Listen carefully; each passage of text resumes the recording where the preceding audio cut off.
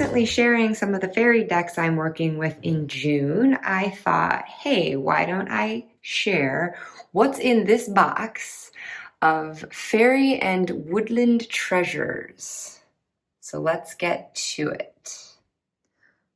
Okay, so before I get to the specifically fae and woodland items, I also use this as a storage receptacle for a couple of casting systems. Well, more than a couple, but to start with, this is where I keep my journey tokens created by Kelly Fitzgerald at The Truth in Story, just to get at the tokens themselves.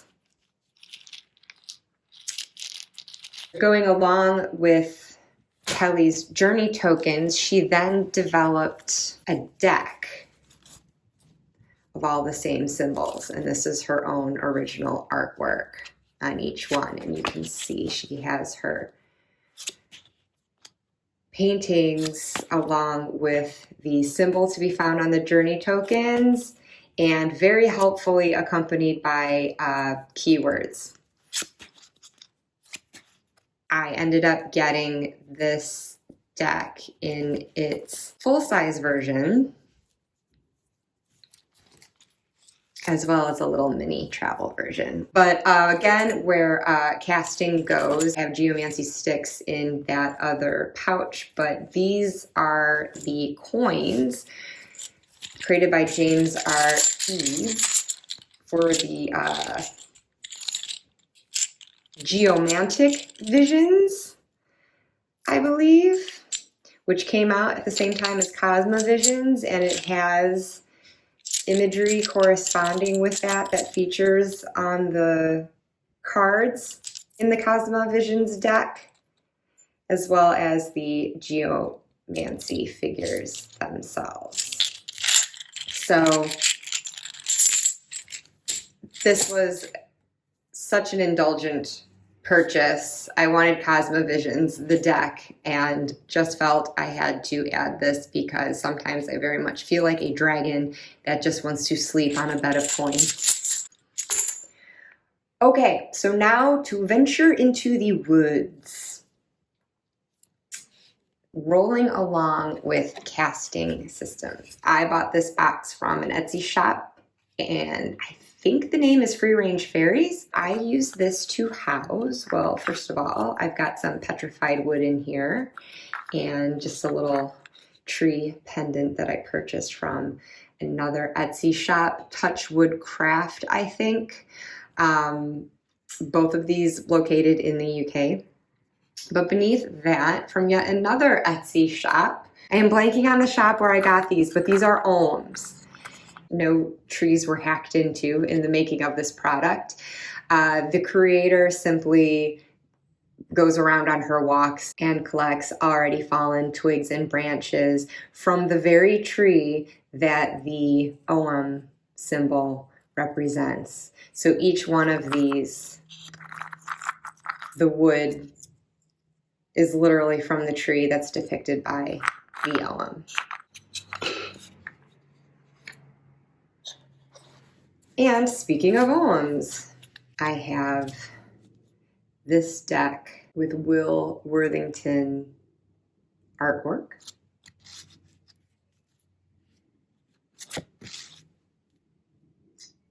The Spirit of Nature Oracle. I have trimmed borders off of it and edged it in green. So sometimes while I can just take these and shake and cast them, I might do that and then look for the corresponding tree and then just lay that card out just to have that nice visual. Or I could conversely be in the mood to shuffle the deck instead and then pull out the corresponding ogham stick and just have those there lending their energy to the reading. Deeper down here, I also have, I featured this before in one of my earlier videos about my rune study, and I used these to accompany that. As I was learning about each rune, this gave me a visual correspondence to consider. That is the Witch's Familiar Runic Oracle.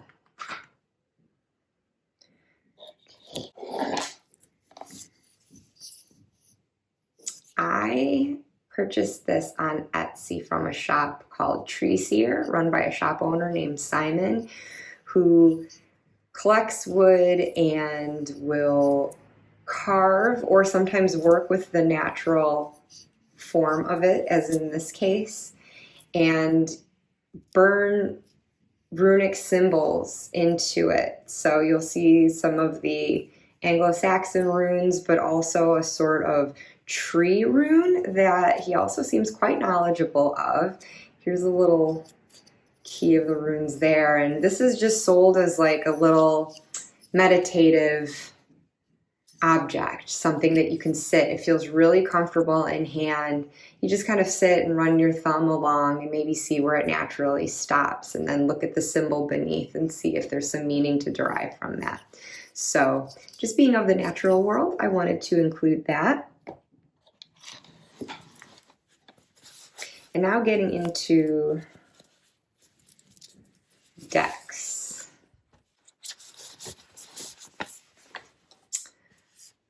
The Hush Tarot I keep in here because of its setting in the natural world. And while it doesn't necessarily depict fairies per se, it does seem to occupy the same space as they do. Very liminal of this world, but also otherworldly.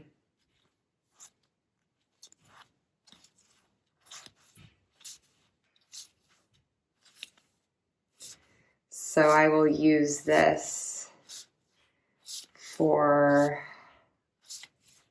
a more shadowy reading. I've often used it opposite another deck that I keep in here. And speaking of the oak, ash, and thorn.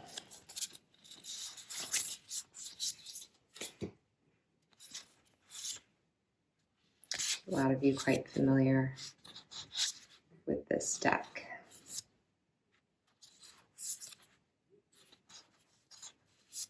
And again, that lovely woodland setting, less creepy than what you see in the Hush Tarot, but I love the creepy of the Hush Tarot. It's a great deck. I am not knocking that. This just comes at it from a little sweeter standpoint. Just with the setting and the color palette, they complement each other very nicely too. Sticking with tarot,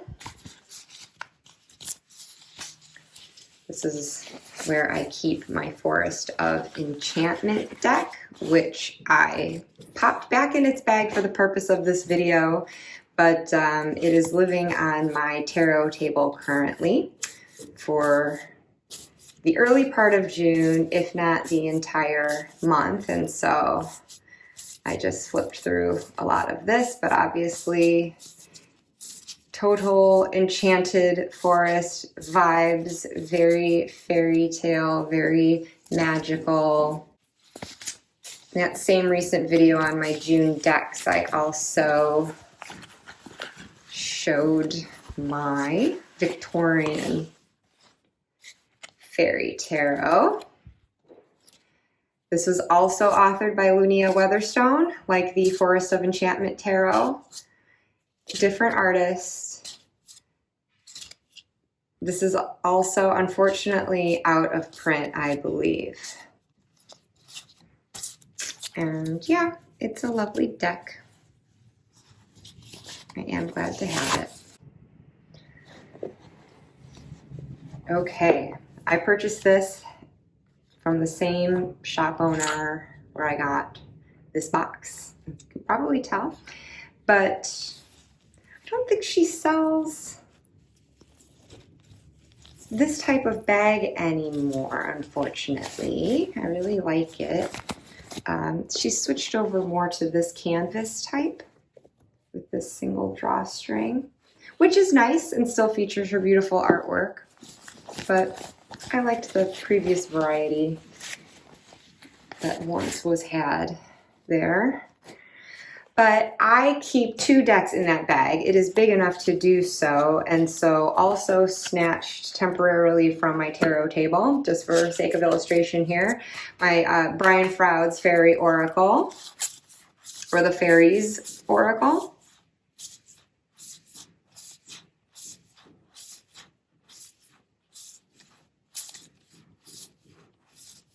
Just pure, powerful Fae energy in that one. And then not a fairy deck, but very liminal space like the Hush Tarot, and I actually love to pair this with the Hush Tarot, the Magic of You Oracle.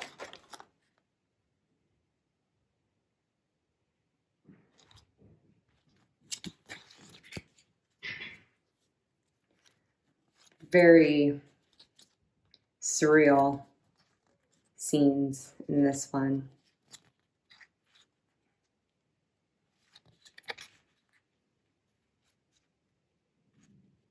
And the messages and the keywords and in the guidebook can still be hopeful, but also have an element of darkness too.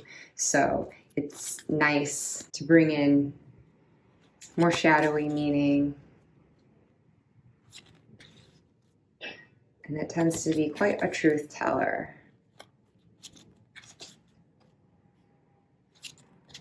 I've had some great readings with this one.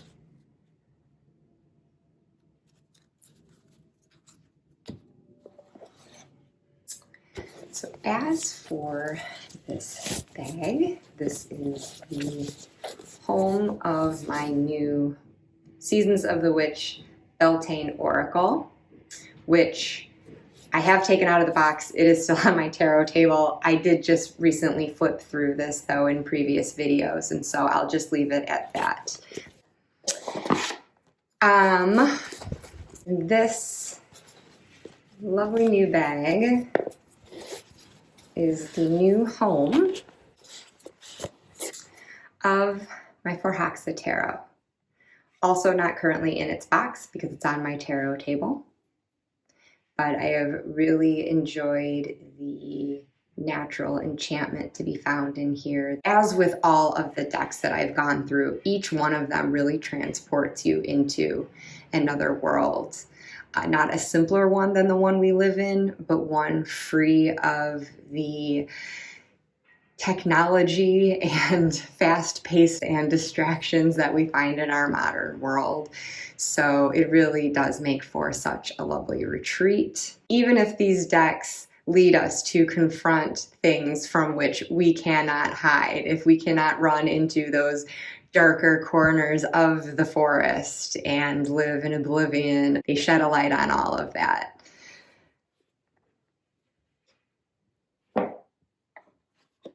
So the last little deck, not dark at all in its tone. It's just one of these little mini ones, the Whispering Woods. For this little image alone, I think it's adorable with the Oak, Ash, and Thorn deck.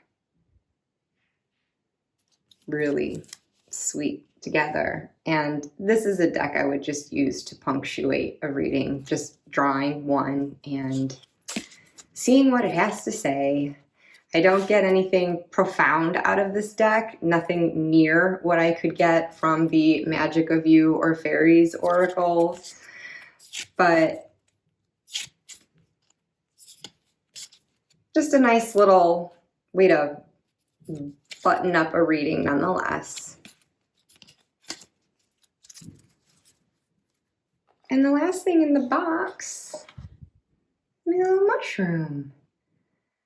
This is a little smoky quartz mushroom that I found. Some shop on Etsy. And oh, my eye is catching something. I think this fell out of my oak, ash, and thorn. I have this hazelnut pendant that I keep with that deck more than I actually wear it, though it does have a cord here for that.